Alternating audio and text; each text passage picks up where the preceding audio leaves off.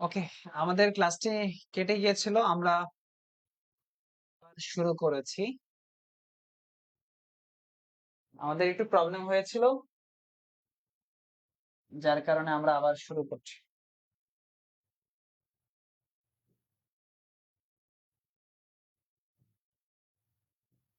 দেখি কারা আছেন, একটু সবাই আসুক, সবাই চলে আসুক। আমাদের ইন্টারনেট সমস্যার কারণে ক্লাসটা কেটে গিয়েছিল।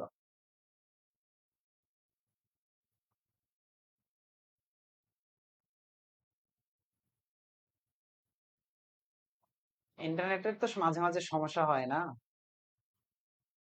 আচ্ছা, হ্যাঁ, আমরা আসি যে জায়গাটা আলোচনা করছিলাম। 14 নম্বর প্রশ্ন আলোচনা করছিলাম যে পোস্টাল একাডেমিটা কোথায় আছে। পোস্টাল একাডেমি কোথায় আছে দেখেন তাহলে। বাংলাদেশের পোস্টাল একাডেমি কোথায় আছে? রাজশাহী বললেন, ঢাকা বললেন, খুলনা বললেন, চট্টগ্রাম। আসেন, তাহলে এই যে পোস্টাল একাডেমি, এই পোস্টাল একাডেমি কোথায়? প্রশ্ন একটু অ্যান্সার করার চেষ্টা করেন। পারবেন ইনশাআল্লাহ, ইনশাআল্লাহ পারবেন। 14, প্রশ্ন 14।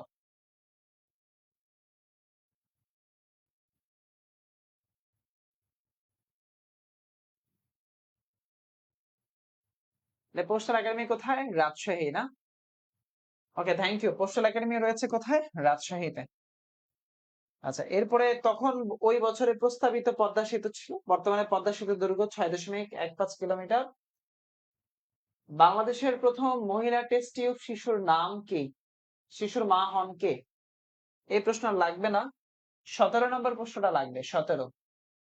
বাংলাদেশ জাতিসংঘের কততম সদস্য? বাংলাদেশ জাতিসংঘের কততম সদস্যপদ লাভ করেছে? বাংলাদেশ জাতিসংঘের কততম সদস্যপদ পেয়েছেন? 136তম সদস্য দেশ। বাংলাদেশ জাতিসংঘের কততম সদস্য দেশ? 136তম সদস্য দেশ বাংলাদেশ জাতিসংঘের।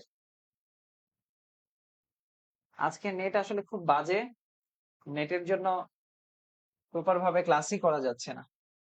ক্লাস তো নেওয়া যাচ্ছে না, করাও যাচ্ছে না। না নেওয়া যাচ্ছে, না করা যাচ্ছে, দুইটাই ঝামেলা হচ্ছে।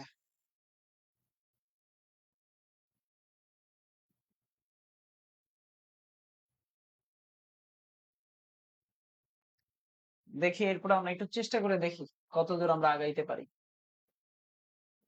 ক্লাস করতে করতে যদি নেটওয়ার্ক ঠিক হয়ে যায়।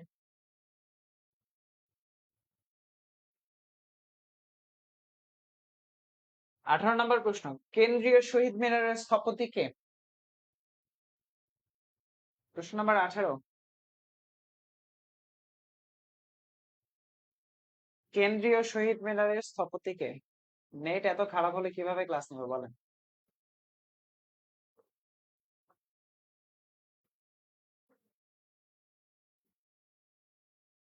দেখি কেমন অবস্থা হয়, 4 মিনিট একটু দেখি, আশা করি ঠিক হয়ে যাবে ইনশাআল্লাহ।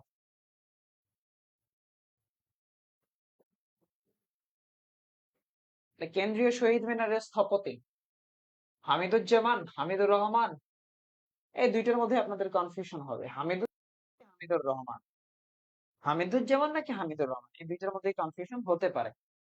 কেন্দ্রীয় শহীদ মিনারের স্থপতি কে?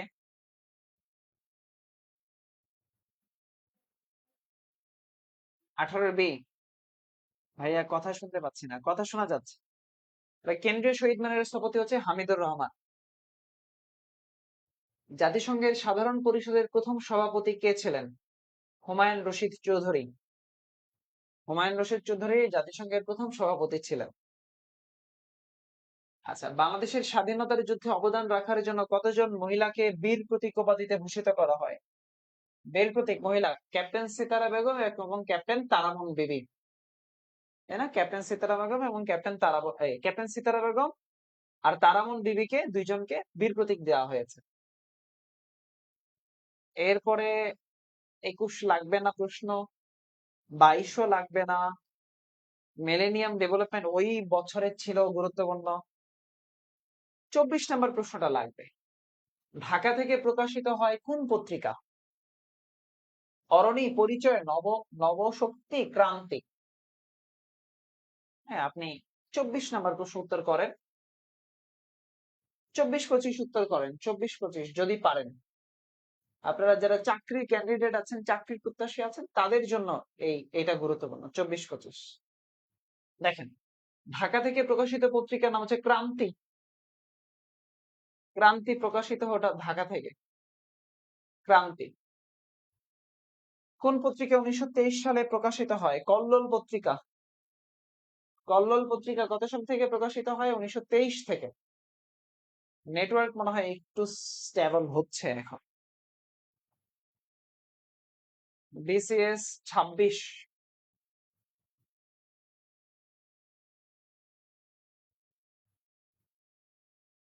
26তম বিসিএস এর দিকে যাই। আপনারা বললে আমরা 26তম বিসিএস প্রিলি সলভটা করবো ইনশাআল্লাহ। মানুষ সংখ্যা অনেক কম। মানুষ কম হলে ক্লাস নিব না। মানুষ সংখ্যা কম হলে ক্লাস নিব না। মানুষ না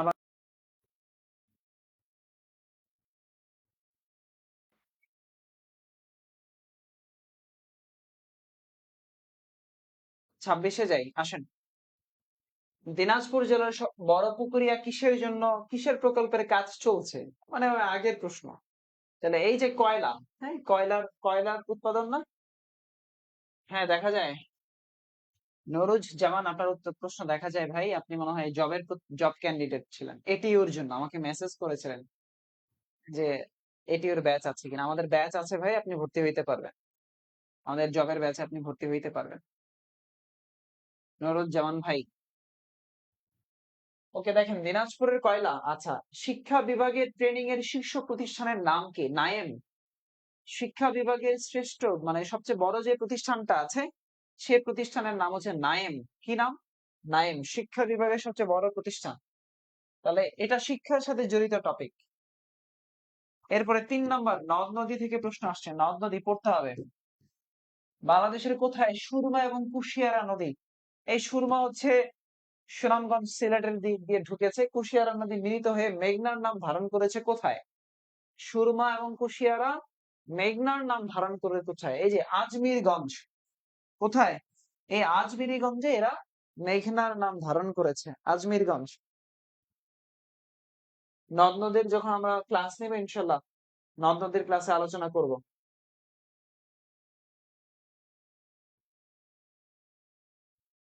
4 নম্বর প্রশ্ন পড়া লাগবে না, স্কিপ করেন। 5 নম্বর, বাংলাদেশের কৃষি ক্ষেত্রে বলাকা এবং দোয়েল দুইটা কি? আপনাদেরকে বলেছি, পাখি ছাড়া বলাকা, পাখি ছাড়া দোয়েল কিসের জাত? পাখি ছাড়া বলাকা, পাখি ছাড়া দোয়েল কিসের জাত? এই ধরনের প্রশ্ন আসবে পরীক্ষায়, বা ফসলের জাত থেকে। তাহলে পাখি ছাড়া দোয়েল, পাখি ছাড়া বলাকা উন্নত জাতের গম। আমি বলেছিলাম কলার জাত হচ্ছে অগ্নিস্বর, কানাইবাসী, বিট জবা, এগুলা। এরপরে বলেছি যে যমুনা, মেজর, এগুলো হচ্ছে মরিচের জাত। হ্যাঁ, এরপরে বলেছি আর অনেকগুলো জাত আপনাদেরকে বললাম। এই ফসলের জাত থেকে পরীক্ষায় প্রশ্ন আসে কিন্তু। তাহলে উন্নত জাতের গম। বেসরকারি বিল কাকে বলে? খেয়াল করেন, জাতীয় সংসদে 2 ধরনের বিল উত্থাপিত হয়। একটা হচ্ছে সরকারি বিল, একটা হচ্ছে সরকারি বিল, আর একটা হচ্ছে বেসরকারি বিল। বেসরকারি বিল। এখন সরকারি বিল কোনটা, বেসরকারি বিল কোনটা, এইটা একটু জানার বিষয় আছে। কোনটা সরকারি আর কোনটা বেসরকারি। দেখেন, স্পিকারের বিলকে বেসরকারি বিল বলে ঘোষণা করা। আচ্ছা, খেয়াল করেন, সংসদ সদস্য যে বিলগুলো উত্থাপন করে সেই বিলগুলোকে বলা হয় বেসরকারি বিল। সংসদ সদস্য দ্বারা উত্থাপিত বিলকে বলা হয় বেসরকারি বিল। ঢাকায় বাংলার রাজধানী স্থাপনের সময় মুঘল সুবাদার কে ছিলেন? ঢাকায় যখন বাংলার রাজধানী হইলো তখন মুঘল সুবাদার কে ছিলেন? তখন এই যে 1610 সালে সুবাদার ইসলাম খান রাজধানী স্থাপন করেছিলেন। তাহলে 7-এর অ্যান্সার কি? ইসলাম খান। 7-এর অ্যান্সার কি ভাই? ইসলাম খান। 1610 সালে সম্রাট জাহাঙ্গীরের সুবাদার কে ছিলেন? ইসলাম খান, তিনি রাজধানী স্থাপন করেছিলেন। অ্যান্সার 7 ইসলাম খান। ইরাটম এটাও একটা জাত, ফসলের জাত। ফসলের জাত ইরাটম থেকে আসছে। ইরাটম কিসের জাত বলেন এবার? উন্নত জাতের ধান। উন্নত জাতের ধান হচ্ছে এই ইরাটম। ইরাটম কিসের জাত? উন্নত জাতের ধানের জাত। আচ্ছা, এরপরে আইন সংস্কার করে র্যাপিড অ্যাকশন ব্যাটালিয়ন যেটা, এই র্যাব গঠন করা হয় কবে? এগুলো অনেক আগের প্রশ্ন, সেই বিএনপি সরকারের আমলের প্রশ্ন, কারণ এই বিএনপি র্যাব সৃষ্টি করেছিল। সো এগুলো আপনাদের স্কিপ করলেও হবে, সমস্যা নাই। 10 নম্বর কোশ্চেনটা দেখেন। আপনারা আমাকে মাঝে মাঝে প্রশ্ন করেন যে ভাই আমাদের কি ডক্টর মোহাম্মদ ইউনূস নিয়ে এখন পড়তে হবে? ডক্টর মোহাম্মদ ইউনূস নিয়ে পড়তে হবে কিনা এখন? এই ধরনের প্রশ্নগুলো করেন। আপনার জন্মের আগেই এই ইউনূস নিয়ে প্রশ্ন আসছে। বাংলাদেশের কোন প্রতিষ্ঠানটি মাইক্রো ক্রেডিটের সম্মেলনের অন্যতম উদ্যোক্তা? মাইক্রো ক্রেডিট বা ক্ষুদ্র ঋণের প্রবক্তা হচ্ছে doctor Mohammad Yunus. Micro credit বা ক্ষুদ্র ঋণের প্রবক্তা হলেন ডক্টর মোহাম্মদ ইউনূস। এই ডক্টর মোহাম্মদ ইউনূস প্রতিষ্ঠা করেছিলেন গ্রামীণ ব্যাংক। সেই বিসিএস 26-এ প্রশ্ন আসছে এই মাইক্রো মানে ডক্টর মোহাম্মদ ইউনূসকে নিয়ে। সো ডক্টর মোহাম্মদ ইউনূসকে আপনার উনি এখন উপদেষ্টা হয়েছে এই জন্য প্রশ্ন আসবে এটা ভাবা ভুল। তাকে আরো আগে থেকেই প্রশ্ন আসছে তার এই কাজ নিয়ে। এই গ্রামীণ ব্যাংক প্রতিষ্ঠিত হয়েছিল চট্টগ্রামের জোবরা নামক গ্রামে 1983 সালে। চট্টগ্রামের জোবরা গ্রামে। তিনি মাইক্রো ক্রেডিট বা ক্ষুদ্র ঋণের প্রবক্তা। মন পোড়া সত্তর কি? এই মন পোড়া সত্তর একটা চিত্রকর্ম। মন পোড়া সত্তর হলো একটা চিত্রকর্ম। এই চিত্রকর্ম এঁকেছিলেন জয়নুল আবেদিন। কে এঁকেছেন? এই চিত্রকর্ম এঁকেছেন জয়নুল আবেদিন। জয়নুল আবেদিন।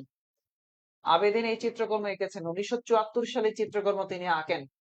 এই ভোলার একটা দ্বীপ আছে মনপুরা দ্বীপ। ভোলার একটা দ্বীপ আছে মনপুরা দ্বীপ। সেখানে 1970 সালে প্রচুর ঘূর্ণিঝড় হয়। ঘূর্ণিঝড় হলে এই তাণ্ডব লীলা তিনি চিত্রকর্মতে আঁকেন। তাহলে এই মনপুরা দ্বীপ একটা চিত্রশিল্প। আর যদি বলে শুধু মনপুরা তাহলে এটা একটা দ্বীপের নাম। শুধু দ্বীপের নাম। বাংলাদেশের বৃহত্তম সেচ প্রকল্প কোনটা? প্রশ্ন গুরুত্বপূর্ণ। সেচ প্রকল্প। বাংলাদেশের বৃহত্তম সেচ প্রকল্প গঙ্গা কপোতাক্ষ প্রকল্প, তিস্তা সেচ প্রকল্প। এই যে তিস্তা, লালমনিরহাট। তাহলে এই যে বাংলাদেশের সবচেয়ে বড় সেচ প্রকল্পের নাম হচ্ছে তিস্তা সেচ প্রকল্প। কোশ্চেন 12 নম্বর অ্যান্সার হচ্ছে 2। বাংলাদেশের রঙিন টেলিভিশনের সম্প্রচার শুরু হয় কত সালে? খেয়াল করেন, আমাদের প্রথম বিটিভি যেটা চালু হয় এটা সাদা কালো টিভি ছিল। এরপরে রঙিন টেলিভিশন চালু হয়েছে। রঙিন টেলিভিশন। এই রঙিন টেলিভিশন চালু হয়েছে কত সালে? 1980 সাল থেকে রঙিন টেলিভিশন চালু হয়। এই 1980 সালে এইডস রোগ ধরা পড়ে। এইডস রোগও ধরা পড়ে 1980 সালে। তাহলে রঙিন টেলিভিশন চালু হয় 1980 সালে। এই 80 সালে অনেক ঘটনা ঘটছে, যেমন স্পার্সো প্রতিষ্ঠিত হয়েছে 1980 সালে। SPARRSO SPARRSO. এই স্পার্সো প্রতিষ্ঠিত হয়েছে 1980 সালে। আবার 1981 সালে দক্ষিণ তালপট্টি দ্বীপ দখল নেয় ভারত। এইভাবে সাল রিলেট করে পড়বেন পড়ার সময়, ঠিক আছে? প্রতিরক্ষা মন্ত্রণালয়ের অধীনে এর পরের কোশ্চেনই দেখেন, স্পার্সো নিয়ে চলে আসছে। চিন্তা করেন, এর পরের কোশ্চেনই স্পার্সো নিয়ে আসছে। এই যে 1980 সালে স্পার্সো প্রতিষ্ঠিত হয়, এর পরের কোশ্চেনই স্পার্সো নিয়ে। তাহলে স্পার্সো কোন মন্ত্রণালয়ের অধীনে? এই স্পার্সো হচ্ছে প্রতিরক্ষা মন্ত্রণালয়ের অধীনে। অর্থাৎ এই প্রতিরক্ষা মন্ত্রণালয়ের অধীনে হলো স্পার্স, যেটা 1980 সালে প্রতিষ্ঠিত হয়, যেটা আমাদের ঢাকার আগারগাঁওয়ে আছে। আগারগাঁও। এই স্পার্সোর যিনি প্রধান, এই স্পার্সোর প্রধান হন প্রধানমন্ত্রী। আমাদের যে স্পার্সোটা আছে, মহাকাশ গবেষণা ও দূর অনুধাবন কেন্দ্র, এই মহাকাশ গবেষণা ও দূর অনুধাবন কেন্দ্র যে স্পার্সোটা আছে, এটার প্রধান হন কে? প্রধানমন্ত্রী।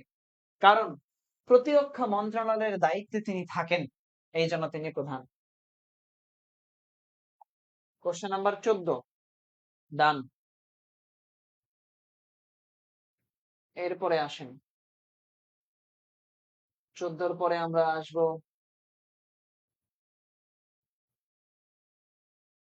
বাংলাদেশের প্রথম বেসরকারি ব্যাংক।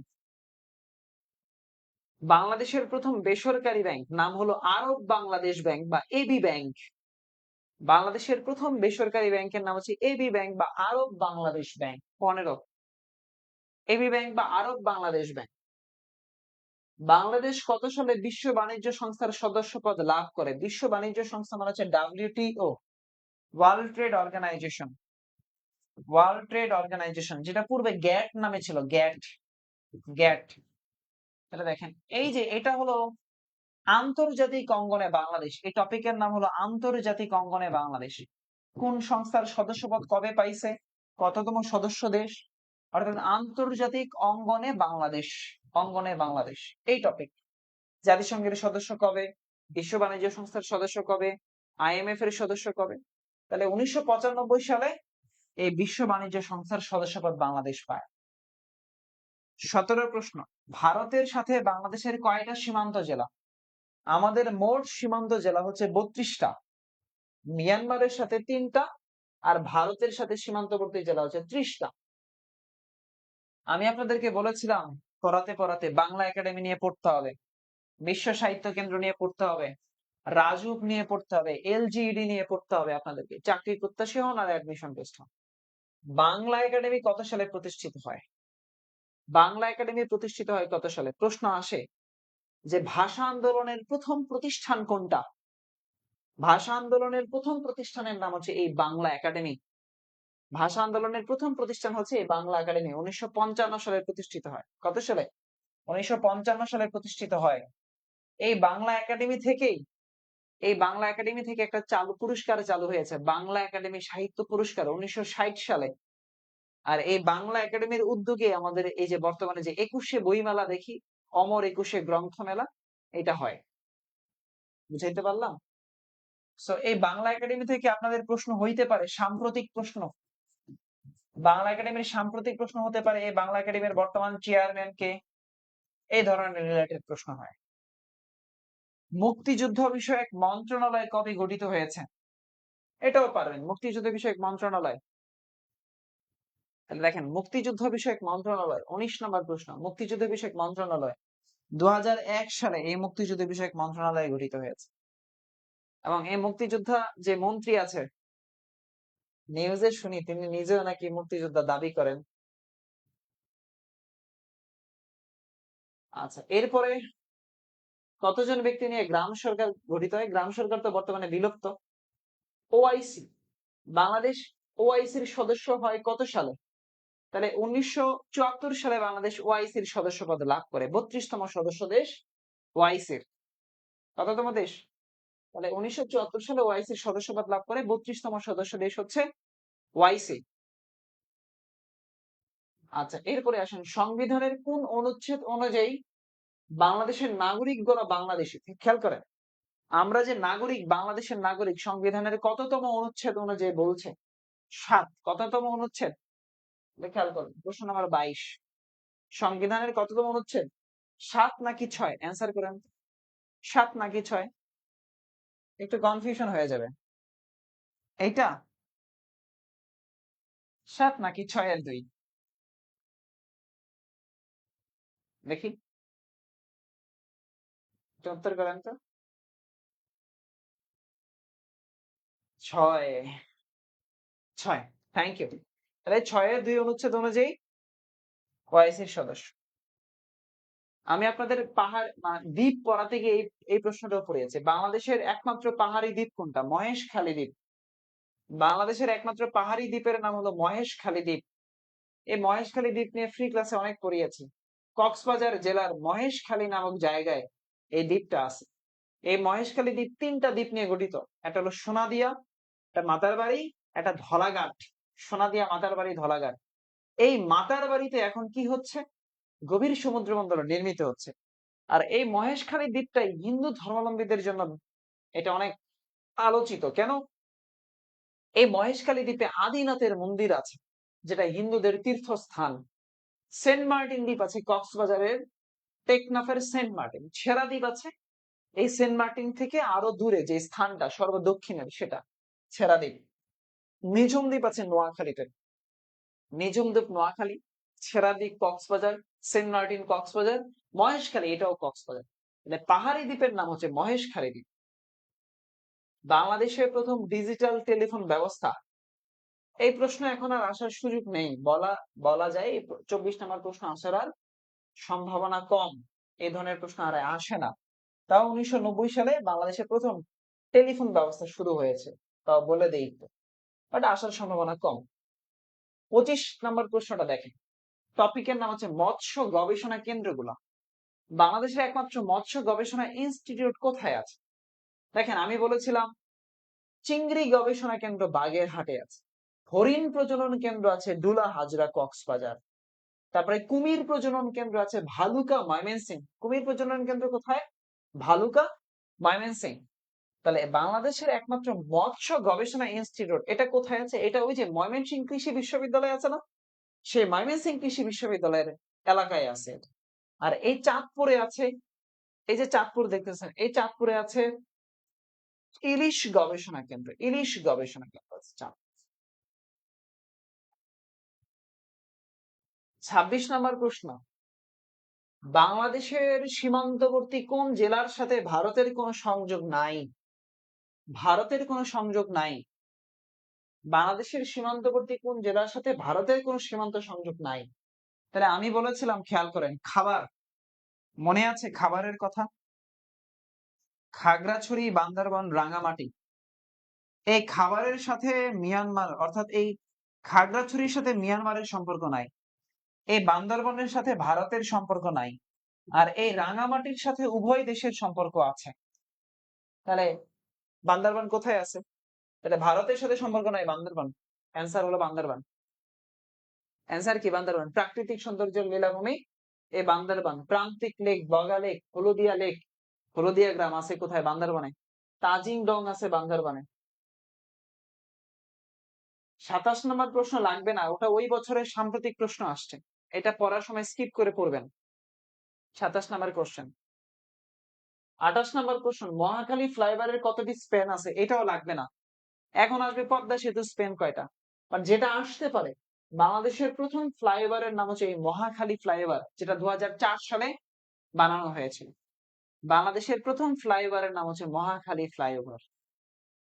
কান্তজির মন্দির কোথায় আছে? বাংলাদেশের, এই যে বলেছিলাম আপনাদের বিহার, বলেছিলাম বিহার নিয়ে প্রশ্ন হয়, মসজিদ নিয়ে প্রশ্ন হবে, মন্দির নিয়ে প্রশ্ন হবে, পড়তে হবে। স্থাপত্য কর্ম থেকে টপিক। কান্তজির মন্দির, দিনাজপুর জেলার কান্তজির মন্দির, এই মন্দিরটা নির্মাণ করেছিলেন রাজা রাজা প্রাণনাথ প্রাণনাথ রায়। প্রাণনাথ রায় তিনি নির্মাণ কাজ শুরু করেছিলেন, এবং তার পালিত একটা পুত্র ছিল রামনাথ, সেই রামনাথ রায় পরবর্তীতে এটা শেষ করেন। কান্তজির মন্দির দিনাজপুর। এই দিনাজপুরের পূর্ব নাম হচ্ছে গন্ডুয়ানা ল্যান্ড। দিনাজপুরের পূর্ব নাম হচ্ছে গন্ডুয়ানা ল্যান্ড। গন্ডুয়ানা ল্যান্ড হচ্ছে দিনাজপুরের পূর্ব নাম।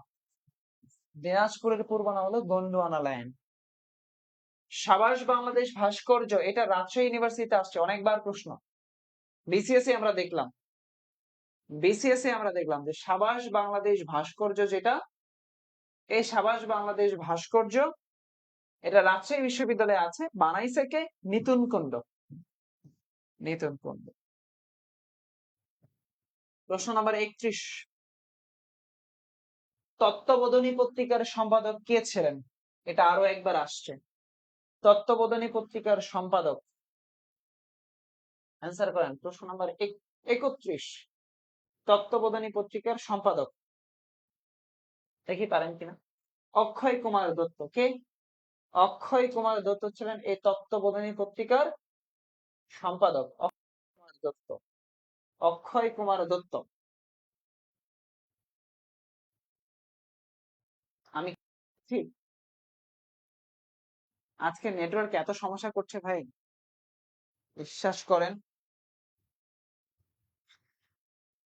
আজকে প্রচন্ড বাজে নেটওয়ার্ক।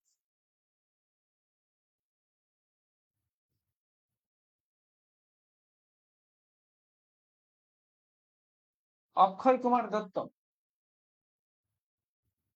আচ্ছা, এরপরে দক্ষিণ তালপট্টি দ্বীপ কোন নদীর মোহনায় আছে? 33। দক্ষিণ তালপট্টি দ্বীপ কোন নদীর মোহনায়? হারিয়াভাঙা নদীর মোহনায়। শহীদ চান্দ স্টেডিয়াম আছে বগুড়ায়। 35 নাম্বার কোশ্চেন, এটা অর্থনীতি রিলেটেড কোশ্চেন, সাম্প্রতিক থেকে এসেছিল ওই বছরে, জিডিপি থেকে সাম্প্রতিক, লাগবে না এখন। বাংলাদেশের সর্ববৃহৎ ঈদের জামাত হয় ওই যে কিশোরগঞ্জের শোলাকিয়া, এটাও সাম্প্রতিক রিলেটেড কোশ্চেন, এগুলো লাগে না, এটা আসবে না এখন আর। 37 নম্বর কোশ্চেনটা ইম্পর্টেন্ট, বাংলাদেশের চিনি শিল্পের ট্রেনিং ইনস্টিটিউট কোথায় আছে? দেখেন, চিনি শিল্পের ট্রেনিং ইনস্টিটিউট আছে ঈশ্বরদী, পাবনা। আমরা ইক্ষু গবেষণা কেন্দ্র দেখেছি ঈশ্বরদী, পাবনা, চিনি শিল্পের ট্রেনিং ইনস্টিটিউটও আছে ঈশ্বরদী, পাবনা। আচ্ছা, এরপরে স্টক শেয়ারের প্রবর্তিত নতুন পদ্ধতির নাম? Stock share, question number 38। Stock share, demat. আমি এগুলার ব্যাখ্যা করছি না প্রত্যেকটা, কারণ আমি আগের সবগুলো বিসিএস এর ব্যাখ্যা করে বলেছিলাম। সূর্য দিগল বাড়ি চলচ্চিত্রের পরিচালক? দেখেন, সূর্য দিগল বাড়ি, এই সূর্য দিগল বাড়ি চলচ্চিত্রের পরিচালক হচ্ছে শেখ নিয়ামত শাকের। জহির রায়হানের অনেকগুলো চলচ্চিত্র আছে, একটা হলো স্টপ জেনোসাইড, জীবন থেকে নেয়া। এই জীবন থেকে নেয়া ছিল ভাষা আন্দোলন ভিত্তিক চলচ্চিত্র জহির রায়হানের, যেটা 1970 সালে মুক্তি পায়। জীবন থেকে নেওয়া ছিল জহির রায়হানের, জীবন থেকে নেওয়া ছিল জহির রায়হানের 1970 সালে মুক্তি পাওয়া একটা চলচ্চিত্র। হ্যাঁ, এরপরে স্টপ জেনোসাইড বানিয়েছে জীবন, জহির রায়হান। সূর্য যুগল বাড়ি বানিয়েছে শেখ নিয়ামত শাকের। একটা প্রশ্ন পেলাম, মানবাধিকার দিবস কবে? এই দিবসগুলো একটু ভালো করে আপনারা দেখবেন। দিবস, এই যে লেট দেয়ার বি লাইট, জীবন থেকে নেয়া, স্টপ জেনোসাইড, এগুলো জহির রায়হানের চলচ্চিত্র। আবার শেষ বিকেলের মেয়ে, আরেক ফাল্গুন, বরফ গলা নদী, এগুলো জহির রায়হানের উপন্যাস, আলোচনায় পড়তে হবে। জহির রায়হান থেকে প্রশ্ন আসে। মানবাধিকার দিবস কবে? 40 পারার কথা আপনাদের। মানবাধিকার দিবস কবে? মানবাধিকার দিবস কবে? 10 ডিসেম্বর মানবাধিকার দিবস। বাংলা একাডেমির প্রথম মহাপরিচালক কে? মাঝারুল ইসলাম ছিলেন বাংলা একাডেমির প্রথম মহাপরিচালক। এই বাংলা একাডেমি নিয়ে কিন্তু পরীক্ষা প্রশ্ন হয়েছে কয়েকবার, অসংখ্যবার হয়েছে। সো বাংলা একাডেমি, এই বছরে বাংলা একাডেমির মহাপরিচালক কে, এটা প্রশ্ন আসতে পারে। এই বছরে বাংলা একাডেমির মহাপরিচালক কে হয়েছে নতুন, এটা সাম্প্রতিক থেকে আসতে পারে, একটু ভালো করে দেখতে হবে এটা। বাংলা নববর্ষ পয়লা বৈশাখ চালু করেন কে? দেখেন, মুঘল সম্রাট আকবর 1556 সালে, এই যে আকবর, মুঘল সম্রাট আকবর 1556 সালে এই বাংলা নববর্ষ চালু করেছিল আকবর। 43 নম্বর প্রশ্ন আপনি পারবেন। দেখেন, বাংলাদেশ কত সালে বিশ্ব বাণিজ্য সংস্থা, মানে ওই যে WTO, ওয়ার্ল্ড ট্রেড অর্গানাইজেশন, 1995 সালে রিপিট হয়েছে কোশ্চেন, কোশ্চেন রিপিট। 44 নম্বর প্রশ্ন দেখেন, গ্রিন হাউস ইফেক্টের জন্য বাংলাদেশের কি ধরনের ক্ষতি হয়? নিম্নভূমিগুলো আরো নিমজ্জিত হয়ে যায় গ্রিন হাউস ইফেক্টের জন্য, নিম্নভূমি আরো নিমজ্জিত হয়। 41-এর কি বলছেন, এনামুল হক হবে স্যার? না, এনামুল হক হবে কেন?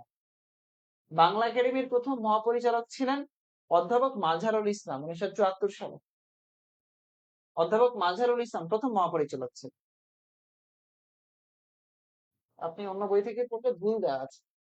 গ্রিন হাউস ইফেক্টের জন্য কি ক্ষতি হয়? নিম্নভূমি আরো নিমজ্জিত হয়ে যায়। WTO, world trade organization, Geneva, Switzerland, এই জেনেভাকে বলা হয় সম্মেলনের শহর। ওয়ার্ল্ড ট্রেড অর্গানাইজেশনের সদর দপ্তর জেনেভা, সুইজারল্যান্ড। এই জেনেভাকে বলা হয় সম্মেলনের শহর বা সিটি অফ কনফারেন্স। 26 BCS ডান, লিখেন তো ভাই, 26 BCS ডান, লেখেন 26 BCS ডান। 26।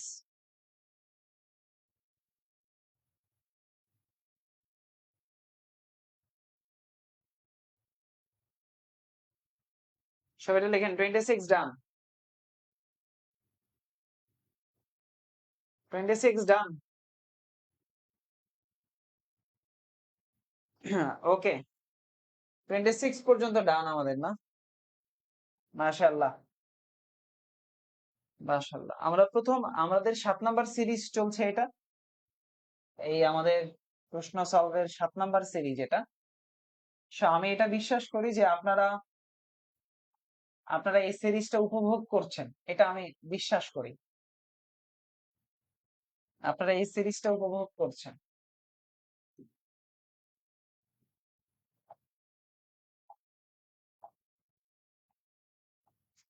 বিসিএস এর বিগত বছরের প্রশ্ন নিয়ে আমার যেটা প্ল্যান, আমার যে পরিকল্পনা, আমার পরিকল্পনা হচ্ছে আমি বাংলাদেশ পার্টের আমি 43 থেকে শুরু করেছি এবং 10 পর্যন্ত যাব। মানে আমার প্ল্যানটা হলো আমি 43 থেকে 10 পর্যন্ত যাব। এখন এইটা যেতে যতগুলো পার্ট লাগে। এখন 7 নাম্বার পর্ব চলছে। 7 নাম্বার পর্যন্ত আমরা 25 এ এসেছি।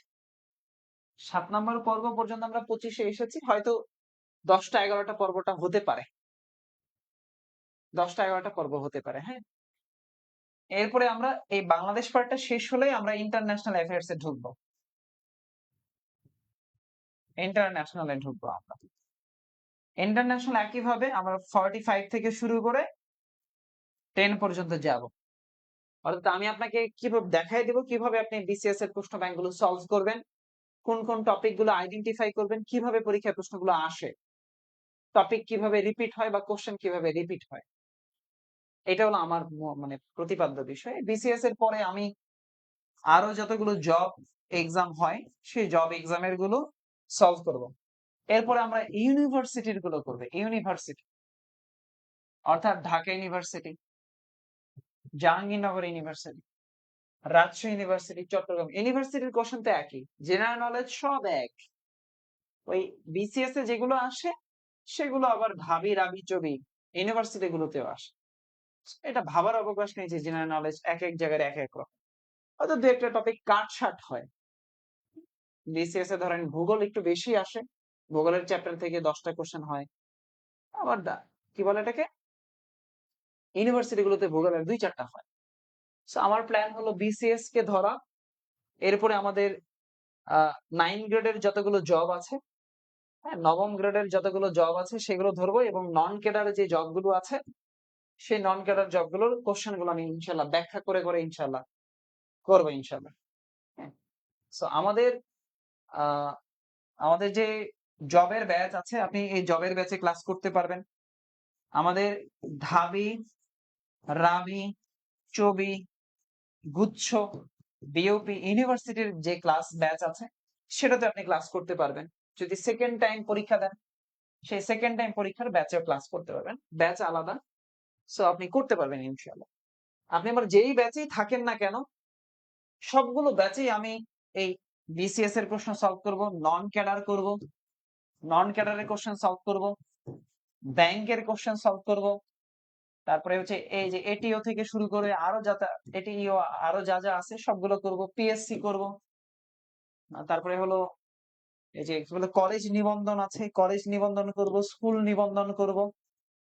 এগুলোর পাশাপাশি ইউনিভার্সিটির কোশ্চেন গুলো সলভ করব, মানে যত ধরনের। এবং দেশ একটু সব ঠিকঠাক হয়ে গেলে, একটু সবকিছু ঠিকঠাক হয়ে গেলে চাকরির পরীক্ষা, এই যে চাকরি পরীক্ষা যে শুক্র শনিবার গুলো চাকরি পরীক্ষা হয় শুক্র শনিবার করে, সেগুলো ইনশাল্লাহ আমরা আমাদের এই ব্যাচ গুলোতে করব সলভ। হ্যাঁ, তো আমাদের এটা প্রাইভেট ব্যাচের ক্লাস বললাম। তো প্রাইভেট ব্যাচের যদি কেউ মনে করেন ভর্তি হইতে চান, তাহলে আপনারা নিচে দেখেন নাম্বার যাচ্ছে একটা, এই নিচের দেওয়া নাম্বারে আপনারা হচ্ছে করবেন, একটা মেসেজ দিবেন।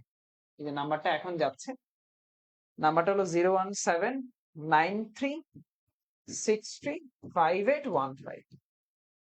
এই নাম্বারে হোয়াটসঅ্যাপ একটা এসএমএস দিবেন। এটা হোয়াটসঅ্যাপ অনলি, হ্যাঁ, হোয়াটসঅ্যাপ একটা এসএমএস দিবেন যে ভাইয়া আমি আপনার জবের ব্যাচে পড়তে চাই, আমি এইচএসসি 24 ব্যাচে পড়তে চাই, আমি এইচএসসি 23 ব্যাচে পড়তে চাই, আপনার জন্য পড়াবো ইনশাআল্লাহ। আর আমরা আগামীকাল আবার ক্লাস নিব,